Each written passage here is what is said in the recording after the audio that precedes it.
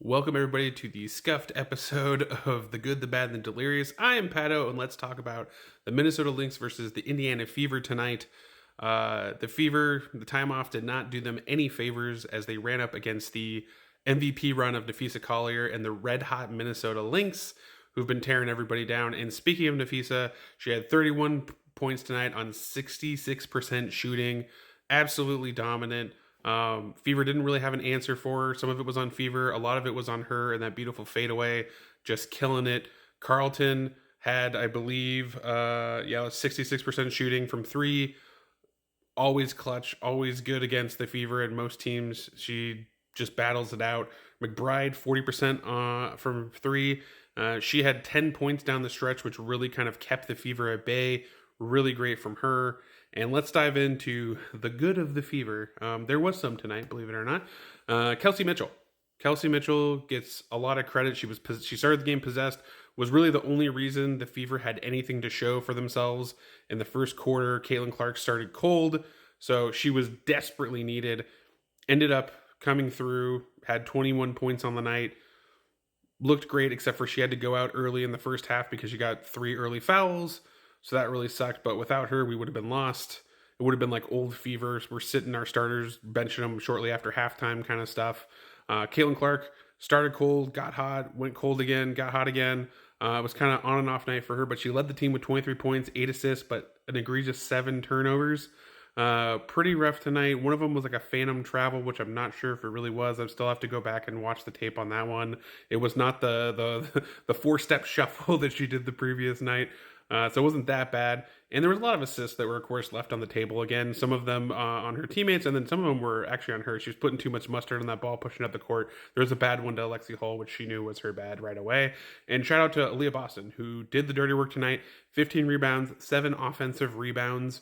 As a part of that, ended up with a double-double, hit 10 points. Really was the only one that looked like they could put any pressure and stop Phee down the post, but you know that stuff will wear you down, and she was desperately needed. And ultimately, it just wasn't enough tonight. So let's dive into the bad. The bad. Our defensive game plan for this was scuffed from the jump. It was really bad.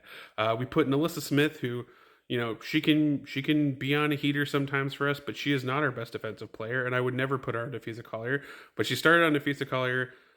Nafisa diced her up. Queen Phee was doing her work. There were unforgivable moments where we actually lost track of Phee, and she was just like cutting free down the lane, or we would do a bad switch and Kelsey Mitchell was guarding her, and then Kelsey Mitchell would switch off of her, and then she was just like, oh, well, I'll just score points now that I'm unguarded near the basket. There were just some really bad moments, and we made a good adjustment. We put AB on her. We, through Lexi Hollider, we were kind of a little bit scrappy around when the ball would get fed into her, giving some help and making her life a lot harder in the second quarter. But then, inexplicably, come the third quarter, we're putting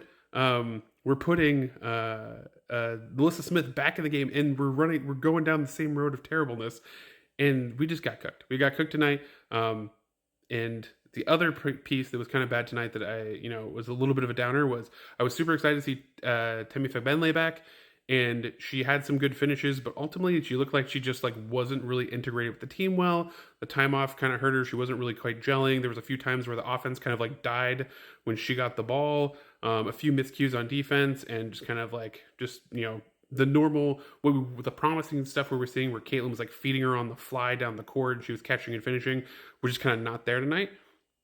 So just kind of like, I hope to see that kind of like develop as she gets more time back with the team. But that was kind of a letdown tonight. Along with Nalissa Smith, like I don't know necessarily what's going on with her. She was kind of set up to fail tonight with her assignment, but like she just like didn't fully look in the game tonight. And I hope we get to see her return and get some good minutes in the next game against Atlanta. Now let's talk about the Delirious. And the Delirious part for me is I like Damiris Dantas. I think that she has great touch around the basket. She has great promise when it comes to some of those inside plays, but she is not our best three-point shooter. And currently she is 21% three-point shooter, going 0 for 5 tonight. And importantly, the Delirious part is like we have amazing three-point shooters on the Indiana Fever. You have Caitlin Clark, you have Kelsey Mitchell, you have Lexi Hall, who proved herself in the previous game going 6 for 7. You have people that you can design a play, run it up for, and shoot 3-pointers if that's what you want. And instead, we ran plays to get Demirs Dantas open for threes down the stretch in critical moments when you need to score. Like, we have people that have been there, done that, and are the people you should be going to. And somehow we're dialing up plays for her, for Demirs Dantas, and she, went 0 for 5, missed obviously. We weren't able to recover. And really, the Fever were going to come back down to earth. Like, we were out of the break, we were averaging 14 made threes a game, which is nowhere near our average, way overachieving. So we came back down to earth.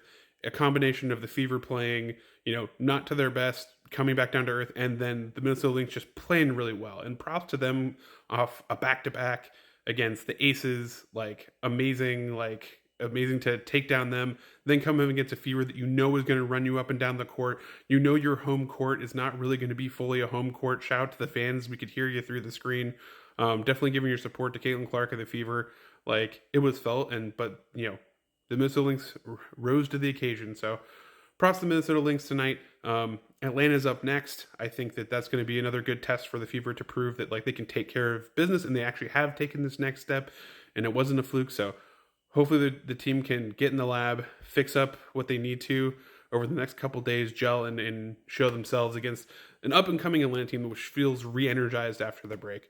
So that should be a great game, and I'll be back in the studio, so we'll give you a little bit more production value. But hopefully you enjoyed this take, and remember, you're going to be awesome today because you are awesome. Peace.